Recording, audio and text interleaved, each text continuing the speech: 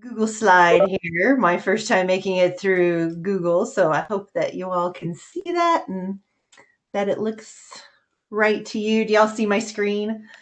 Looks gorgeous. Okay, great. All right. So, um, thanks for joining today. I appreciate everybody being here. We're going to talk about engaging parents and youth online. Like Roger said, I'm Heather. I have been working at the Family Resource Center since 2000 when I had my daughter Hannah. That's her. Um, she's she's a sophomore. Well, now I guess she's technically a junior at U of I and has been doing all of her classes online like the rest of us. So she's home and monitoring the dog to stay out of our area. Um, like Roger said, I've been doing parent education for quite a while, about 23 years all in total. Um, but I've worked with programs like Parents as Teachers, Healthy Families, Strengthening Families, Nurturing Program, and a few others along the way. And I am a facilitator trainer for the Nurturing Program, and I also facilitate Stewards of Children for Bannock Youth Foundation. So sometimes I'm sure you know Shannon Fox. She'll send me out to do a training or come help her with a large one sometimes. But so yeah, that's kind of my role right now. Um, and then directing a lot of other kind of family programming within Bannock Youth Foundation and the Family Resource Center. So it's a little bit about me. But now we've moved everything online. We have this nice giant building to provide in-person groups. It's an old school building, so the classrooms are huge and we can have a lot of people, and now it's empty and quiet and it's kind of sad, but we figured out a way to kind of connect with people online.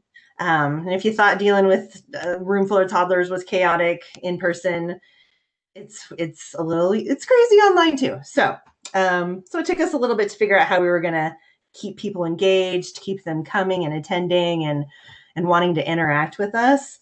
And I'll just say off the bat, I am not an expert. I'm just here to kind of tell you what we did, some of the things that worked great for us, and then a few of the things that didn't. Um, so hopefully you can get a little something out of what we've been doing for the last 2 months. And I'd love to hear what you're all doing with your programs and things that have worked, because I'm sure there are things that we could add to what we're doing, at least for the next little while here. I think we're going to be stuck in this boat. So what we moved online is our parenting classes. With a little less success than our play groups. And then we also provide supervised visitation for the department for foster kids that are in foster care and their parents. And so that had to move completely online as well over the last few months. So those are the things that kind of I've been involved with. I know that some of our other programs, like the independent living program with teenagers, has moved online, and that has been fairly successful for them. And teenagers are very motivated to work with their phones and online. And so I think that's been a fairly good transition for them. But our goal was to stay connected to our families. How do we keep them coming to us? We've been nurturing these relationships since September with some of our families. And so kids and parents, they're excited to come into our building and see each other and our staff and get to make crafts at our little craft table and sit on our story rugs, and they hug their friends and sit down and have snacks and share their toys, sometimes share. And then all of a sudden, yeah, our classrooms are just empty and quiet and dark. And so we started working kind of fairly immediately. We had a nice break in that during spring break here, we just don't do groups. And so it kind of hit right in that time. So we were able to do some planning and figure out how we were going to get families to reconnect after spring break. So the first thing we did was use Facebook. For the most part, with our parenting classes and with our play groups, a lot of our families come through Facebook. I get on all the parent pages, and that's kind of how I recruit and get families involved. And so that was kind of our first step, was to see if we could engage those parents who are already in our play groups to come together on Facebook. So built this page, and in the beginning, it was more about we'd have one of our facilitators, Poppy. She usually is the one who is our story reader in class. And so we recorded her doing some stories and we would share those every week. And she'd have her book and she would share the story. And that was nice because the kids could see her, that familiar face. And then we have another facilitator who kind of took over that craft portion. And so those first couple of weeks, we didn't have anything kind of lined up to get the crafts to families. So she would just share something simple that she had found maybe on Pinterest. So something using toilet paper rolls and construction paper, or some cutting exercises, for their fine motor skills. So we tried to kind of keep them engaged that way. A few of the parents responded back in that way with, we shared some of the songs that we used, especially the one that we used to get story time going. So we shared that. And then she took video of her kids dancing to listening to the story. So then we got to see the kids in action, and that kind of kept the parents connected to us and a little bit connected to each other and the things that they would share with each other of things that they were doing to stay busy, or, things that they had pulled up, Netflix shows that they were watching, that kind of thing. But they were at least kind of communicating with one another and with us. And we also tried to share some community resources that were popping up. Just recently, the United Way here got a huge donation from Amy's Kitchen. And so we got several pallets, flats, about 200 cans of soup. And so that was something that we put out there that we had available for families, and things that the library had going on. Kindergarten registration took place during this period of time where you couldn't go out and see people. So sharing that information and how they could get connected with their schools and with the school district to get those kids that are getting into kindergarten next year ready to go. So just things that were popping up in the community. We wanted to make sure that we were connecting with families and that they had that information from us. So then after that, after getting our Facebook, we did that for probably 2 weeks where we solely just communicated through Facebook. And then we figured out, well, first we tried Google Hangouts, and that didn't work as well for us. It seemed like it wasn't a great connection. There were too many people on our calls. So we bit the bullet and signed up for Zoom and paid for a monthly subscription. And that has worked really well for our families. It's easy to use. And a lot of our families felt comfortable popping on to that and joining us for kind of a face-to-face play group. So now our Facebook page is kind of a reminder, about 15 minutes before group each day, that we're ready and we'll be looking for them. It also gives them a chance to say, oh, I can't find my email to join the Zoom, so can you send that to me again? So we kind of monitor that so that we can make sure everybody has what they need to get into the play group. So we are fully online, doing play group on the Zoom. Some things that popped up when we were doing this. One of the things, Bannock Youth Foundation, we also house Bannock House and MK Place, and both of those are residential facilities for teenagers. So during this time, both of those groups of kids were coming into our school building to do their schoolwork. So our internet just kind of took a dive. And so I had our staff on there trying to do play group, and they were freezing and nobody could hear them. And so we had to switch some things up. So we have some Chromebooks that we sent facilitators home with so that they could get online, and their internet was way better than trying to get into ours. So that kind of fixed that problem there. And then training our staff. My playgroup staff is not tech savvy at all. And so it was getting them used to using the platforms, first trying the Google and then into the Zoom. But that all worked itself out within a couple of weeks. And then the first week with the families was a little tough. And I think that was just mostly getting the kids used to using this platform, and sitting still in front of the camera for a little while, or just feeling like you wanted to sit in front of a camera and have your picture out there with everybody else. Took a little time too. But after the first week, I think everybody kind of settled in and they felt pretty good about it.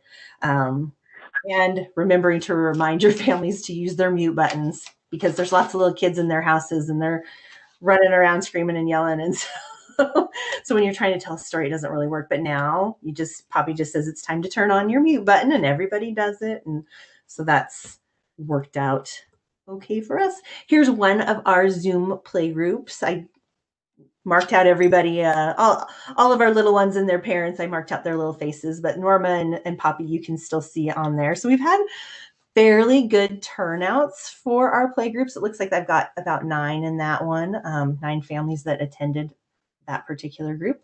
So we worked really hard to get them involved. We gather all of this contact information at the beginning of every year, and then we rarely have to use it because we just see them every week. So we were dragging all that information out and finding contact information, getting their emails, getting their phone numbers, addresses, just things we never really had to use before, and creating that interest in the Facebook page by sending out emails and texts and reminding people to get on. Yeah, so that's kind of what we did. We were just real persistent, kept the emails coming, kept the phone calls coming, especially after that first couple of weeks. We had a few families that we just didn't see. So reaching out, making phone calls, and some of them, it just didn't work with their schedule anymore because other kids were at home, or they had their work schedule had changed. And so we lost a few families in the process.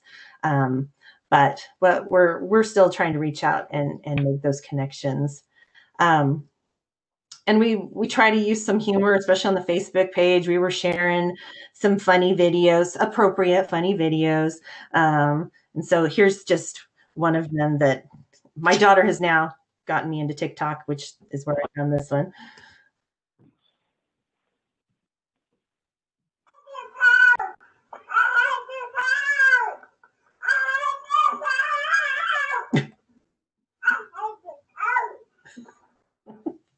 I think a lot of us are feeling that way right now. If you haven't got to go back to work yet, yeah, those first few weeks I hated this house. I just wanted to go somewhere. So anyway, trying to share some funny things, make our parents laugh, make our kiddos laugh, and have a good time while they're with us. Some other things we wanted to make sure we were including is why we want to continue to meet.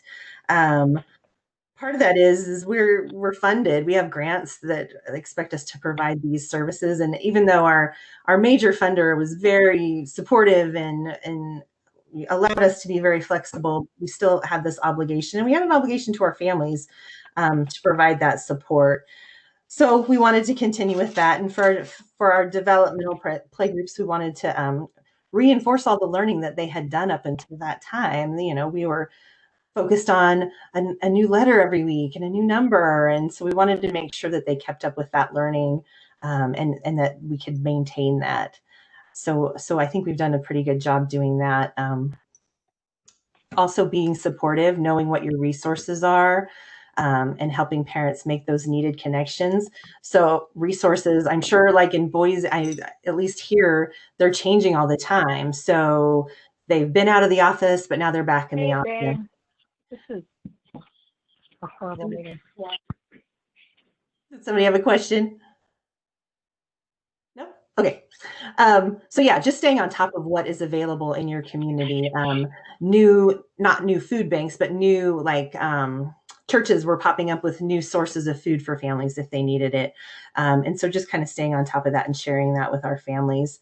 And make it easy. Don't do anything too difficult. Zoom has been perfect because it's real. We send out a email and I just write some easy directions on what they need to do to get into it. It repeats every week. So we only have to send out that email once, and really teach them how to do it once. I did have one family that just was real uncomfortable. So I did a side session with them, and we learned how to use it together, and then they were able to just pop into the visit the next time with the rest of the group. So sometimes you just need that little bit of extra support for one or two families to be comfortable with what's going on.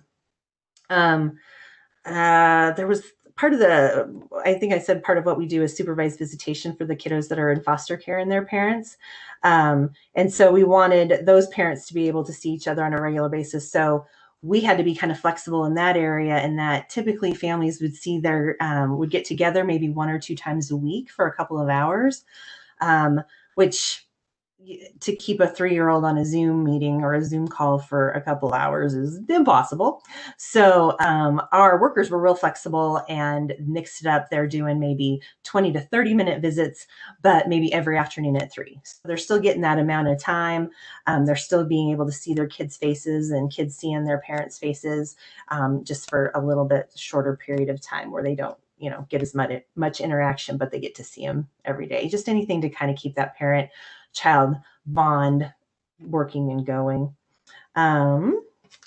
Sure, got everything. Oh, being supportive too, knowing your resources. I think what we've heard a little bit of is that it's hard to be at home with family all the time, and there are some things that are on the rise, possibly some domestic violence and child abuse, and so we want to make sure that families have that kind of contact information for services in our community. We also share that on our regular Facebook page that's open to the community. Our playgroup ones are private, so that it's just those families in there.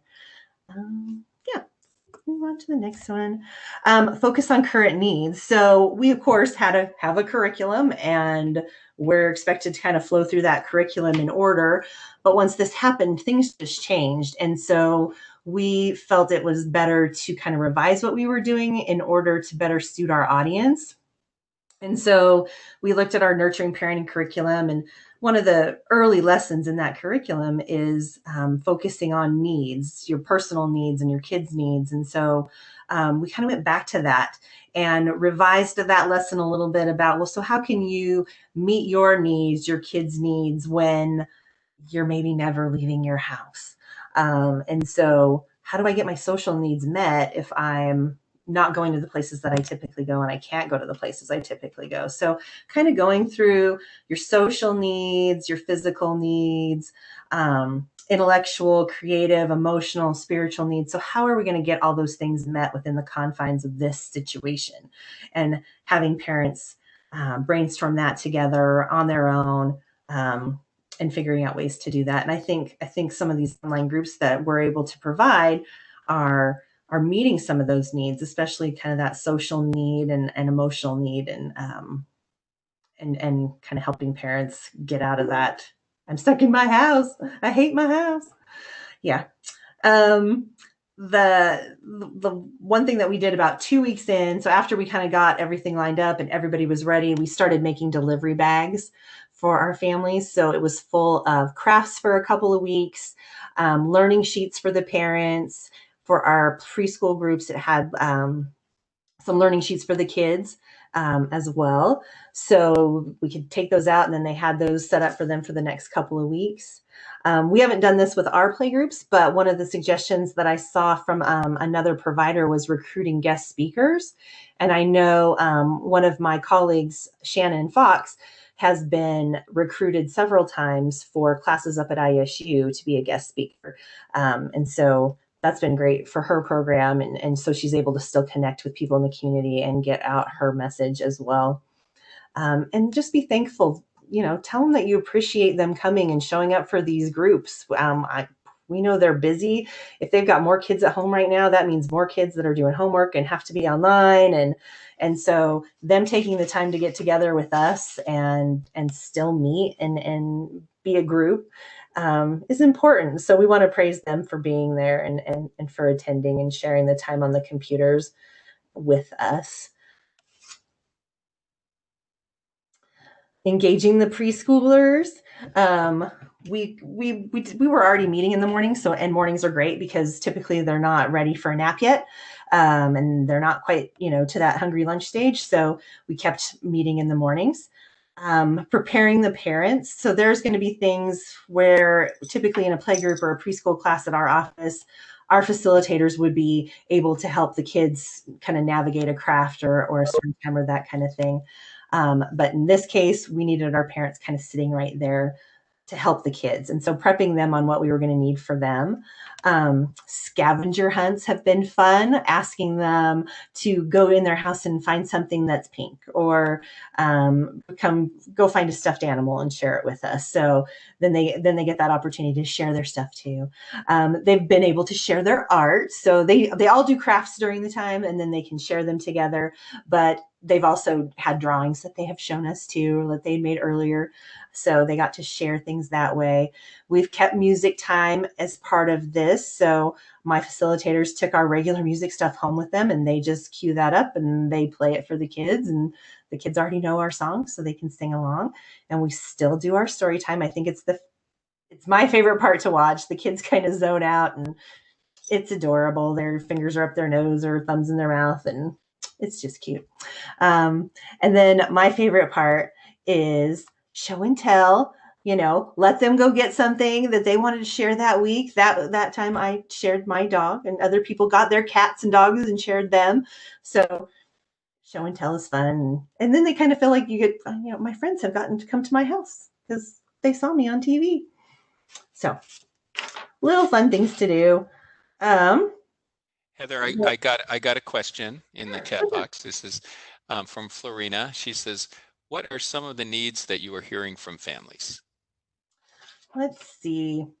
So in our play groups, some of the needs have been, we have a couple of families right now that mom was stay-at-home mom and dad now has been laid off or isn't getting as many hours. So we've had a lot of requests for who in the community is doing like a food box thing, families who've never really even had to access this before.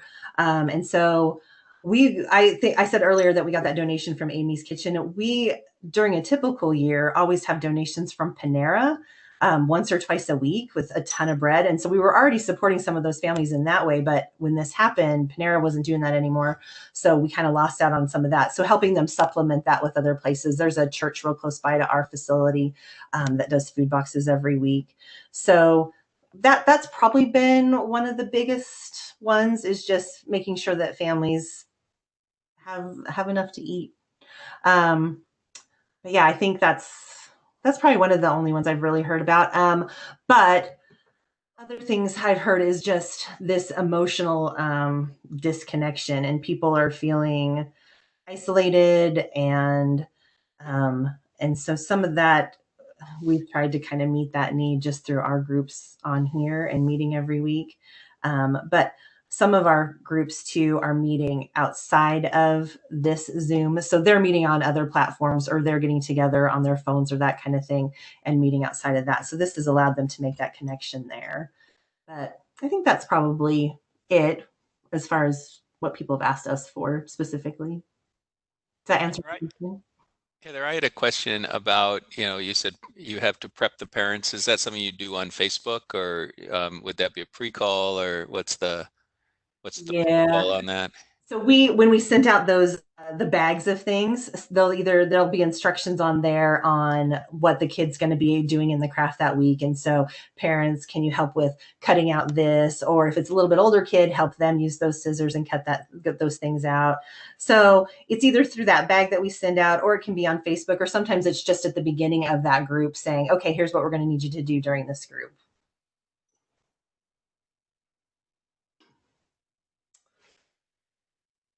So some things that we didn't really think about, I guess, we'd lose people along the way, which I'm sure we should have thought about, but I guess we thought everyone loved it so much they would just hop online all the time. So, but it just couldn't happen for everybody. Not everybody would wanted to continue. Some were just uncomfortable with logging on and maybe having their picture on there. They just didn't love it, or some of the kids just, it didn't hold their attention for that long, and they just can't sit in front of a screen that long, which typically we'd be thrilled with. We don't want them in front of the screen all the time, right?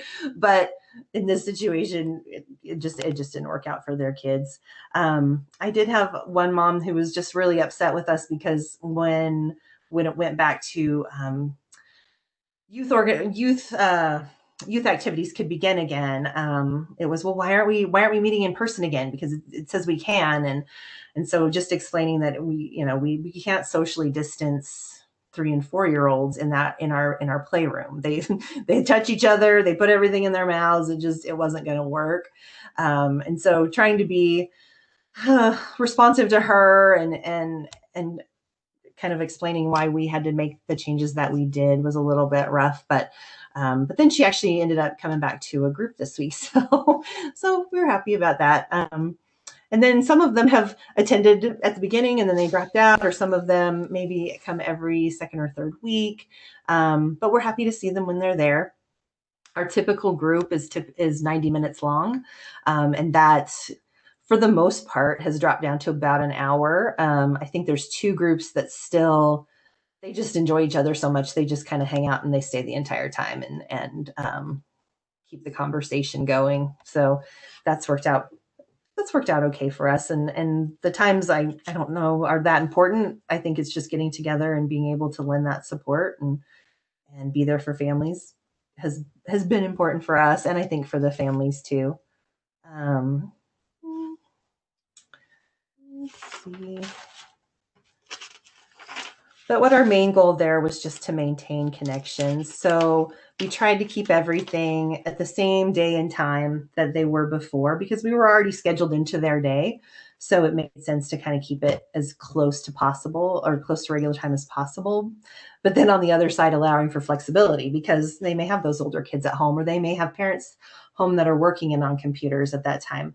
And so there has been a little bit of flexibility in, well, if you can't come at 9 o'clock on Wednesday, can you come at 11 o'clock on Thursday? And so there's been some jumbling up of groups and new faces to a new group. But that hasn't seemed to be a distraction for anybody. And they're still enjoying the groups, even though they may not be with the regular participants that they had down with before. So it's worked out okay. Yeah, so we've been happy with that. So I think my biggest takeaway is just making everything as easy as you can for your staff, for your families, having a lot of training on how to use these platforms, being flexible with your families when you're moving into these online kind of settings has probably been the best thing for us. And that's kind of all I've got for you. So I'd like to hear what if other people have transitioned into online learning. What's working for you? What's not working? Do you have suggestions for the rest of us, or any other questions? I just unmuted everybody. So do you find that the kids do, I don't know, I mean, to have this whole thing being interactive and the, kids running around getting stuff in the scavenger hunts and all of that, is that, I suppose that depends some on the parent. Would that be true? Depends on the parent and depends on how many other kids are in the house. Yeah. So, but I think it keeps the kids engaged too, because if they were just sitting in front of the screen and looking at us the whole time, they might get a little antsy. And so keeping them active like they would be in our playroom and finding things to share and to talk about and play with has made that easier. It's not too crazy. Crazy sounds good. So somebody just had that question. Okay, so the question on chat was, how could this change be implemented outside of COVID craziness? Or how do you think it could benefit groups that may have struggled to get people together physically? Outside of COVID craziness. So our executive director has talked a lot about looking at these platforms, the things that we have done, and how can we use these to our benefit in the future. And so one of the areas that we have talked about is those independent living groups for our teenagers. A lot of times the kids get busy, there's other things going on, and a lot of times they're in American Falls or Downey, so they're quite a ways away. And being able to maybe connect with them, we're in a group, and then they can kind of connect with us through this online platform so that they still get that information, they still get that interaction, but maybe they don't have to miss, football practice that day because they had to make a trip into Pocatello. So I think it would be good for, somebody that maybe can't always get to the group. We also, in one of our last parenting classes, we had a very medically fragile parent that I think it would have been beneficial for her to not have to make that trip in. She also didn't live in Pocatello, so she had to make the trip in. Our building is huge. There's a lot of room to navigate through there. And so I think it might have been easier on her to be able to connect through this online platform as well.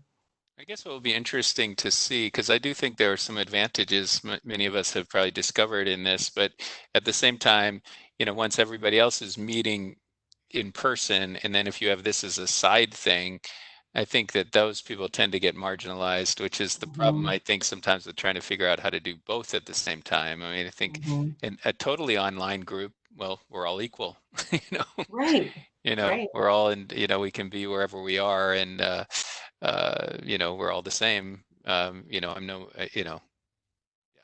yeah, you know what I said. So there's another. So Jessica Rewine has a comment. It looks like you mentioned parents feeling isolated. We are recruiting volunteers to be virtual family friends to support and encourage isolated parents. One call once a week. If you have parents in need or volunteers interested, let us know. That's Uh, amazing.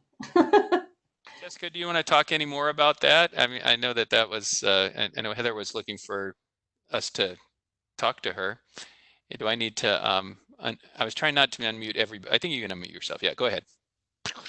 Good. Hi there. Sorry, I'm like, we were on a different screen. Well, I didn't want to, yeah, Heather, I didn't want to distract from what you were talking about. Really, thank you so much. Kind of some great information, because I think we're all learning to work in this new space virtually. We're positioning ourselves to after COVID, host kiddos in families that are in need. But until that time, we just keep hearing about how do we combat isolation and, provide connections to families. And so, and we have a lot of volunteers that keep saying, I could make a phone call or do a chat for, or do a check-in. So we're putting together some parameters on that right now. And the nice thing is we don't have to, we're not doing it's a parent to parent. The background check is minimal. But we do, we're going to provide 2.5 hours of training for those volunteers and some guidance around kind of making sure that we're not addressing this to be fixers or problem solvers, right? So that's kind of, making sure that we give them the tools to use those strengthening, protective factors kind of work. So anyways, we're kind of collecting folks now. If anybody has either families in need or volunteers, we could be happy to take, take them. We have an very simple application online that should be launching tomorrow. So That's amazing. I love that idea. Just thinking about how I have felt isolated over the last 8 weeks, and getting together with people in this way has been just amazing every week to see my friends. So, and just to connect with anyone online. Yeah, I think that's great. Where are you at? I'm in Boise. We serve the Treasure Valley, and we just started up in January. So we're kind of new to this space, but it's been at least what we're hearing. It was nice to hear that you're seeing the same thing, because that was something that we heard would be helpful, and that's what we want to do, is make sure we're coming in a space that's needed. Yeah, I think it's definitely needed, especially right now. Jessica, if that didn't come through, is with Lutheran Social Services. So is that what it's called? Yeah, thanks, Like, yeah. Roger. Lutheran Community Services Northwest, so which is a very long name, but we're a regional nonprofit in Oregon, Washington, and now in Idaho. So, and Safe Families is the program, the service that we're lifting up. Nice.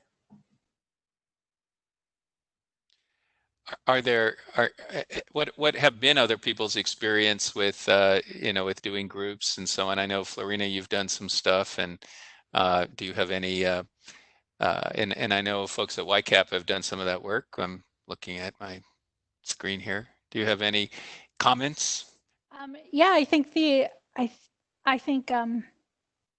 Heather's right. I think the online platform has really helped reach people that we would normally be able to reach in those rural areas that just don't want to either make that trip, or that we would not make that trip for necessarily unless we had enough people, right? Because there are 3 of us and the volunteers going out there. So if there's only, like, Mountain Home is one of the areas we go to, but if we only have like 2 parents signed up, then an online group would be probably a lot better for that situation. And I feel like with this online, we did one-on-one parenting online at first, and I feel like we got a lot more consistency from those parents, just because it was easier for them to just log on and show up. And we definitely learned a lot more about the families that way, one-on-one.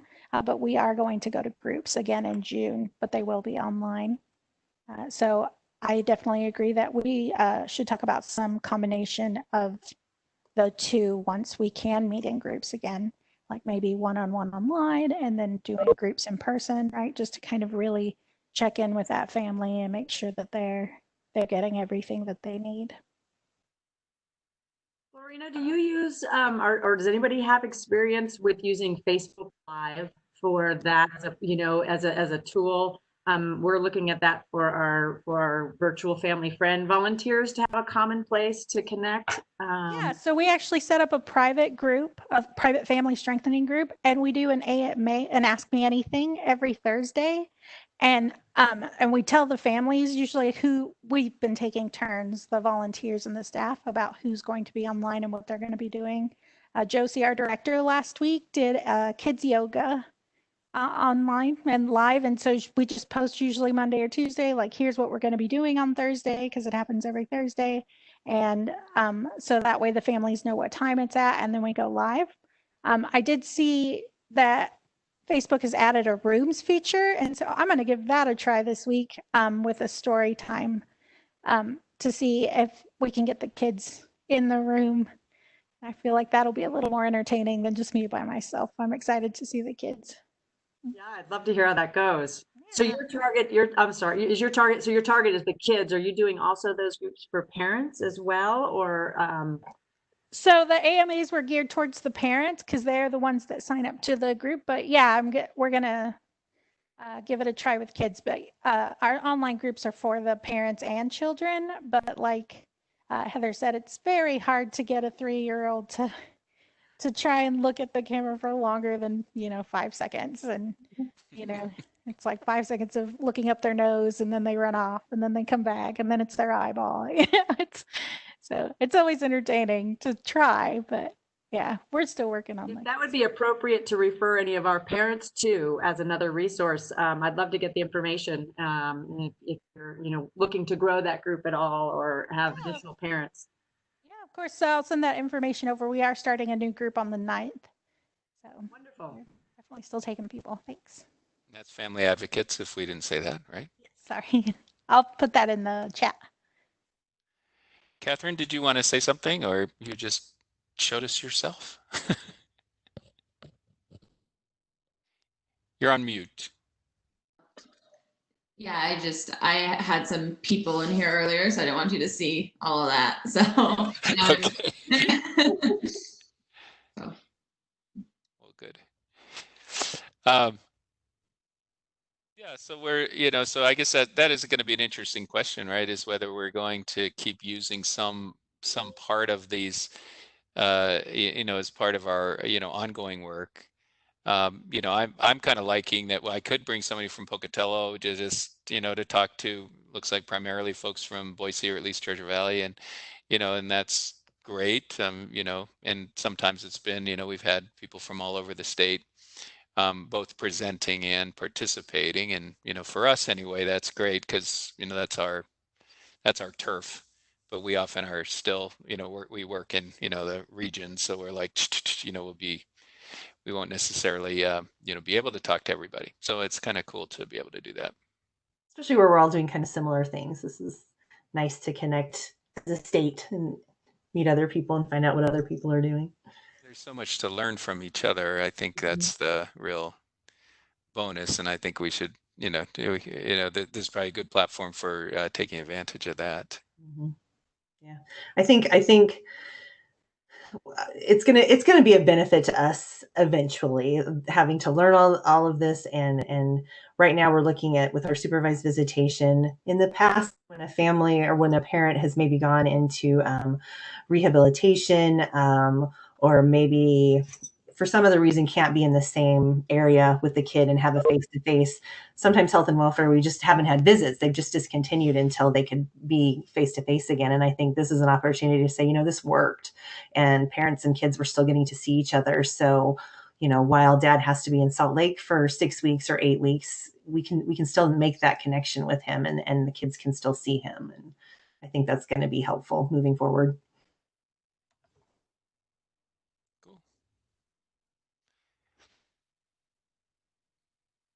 We're probably at about time. There's no magic time, but about 45 minutes seems to be about what we tend to do. So appreciate your time. Let's see, on Thursday, Maureen has another lesson from Strong, and it's focused on nurturing yourself, which I think all of us kind of need in these days and times, right? Times and whatever. And so that will be great. Next Tuesday, Luis Granados, who's with the Breaking Chains Academy of Development in Nampa, who's doing work with kids who are either gang involved or have been gang involved, or who are at risk, are part of the program that Luis runs, and it's really interesting.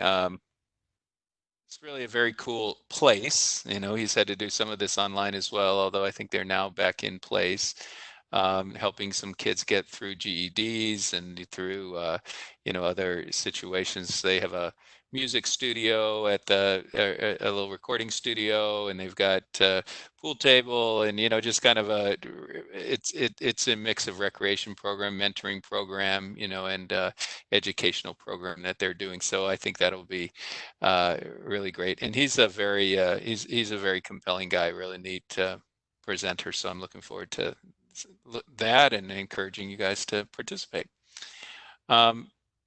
I see it says, amazing job, Heather, putting what has been learned and sharing it has been super helpful as of late. Thank you. I hope so. Shannon said that. Okay, that's Shannon. That's Shannon. All right.